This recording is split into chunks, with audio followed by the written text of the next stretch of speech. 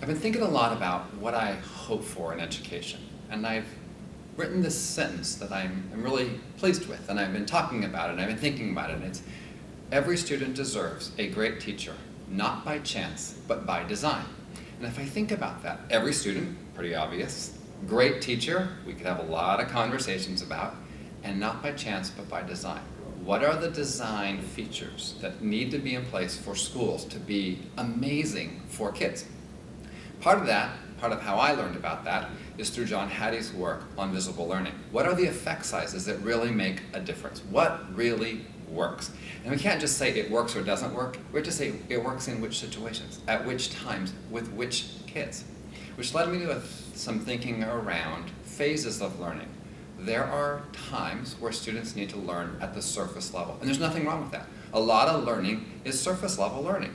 Then you have to do something with that learning. We would call that more deep learning.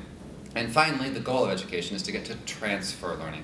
What will we do after that deep learning phase? How we can get kids to transfer that learning to other situations.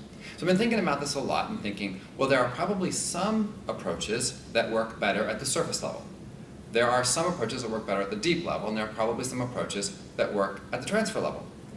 The same approach, for example, at the deep level, probably doesn't work as well at the surface level. So we have to think about, as teachers and leaders, what are those approaches? And how do we know when a kid is ready to move from surface to deep to transfer?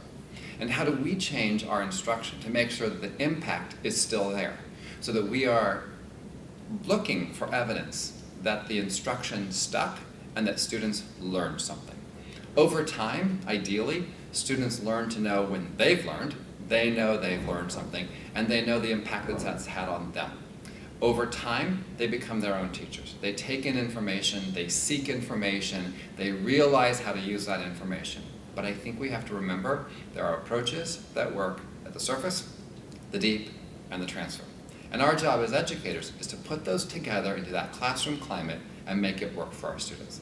I'm going to talk a little bit more around gradual release of responsibility and some of the design features that I think need to be part of a lesson, part of the learning experience for students. Things like having a clear learning intention or purpose, knowing what the success criteria looks like, turning over a lot of the classroom conversations to talk with discussion. Students need a big amount of time interacting with others. They all need some input, some direct instruction. They need their errors celebrated and then taught.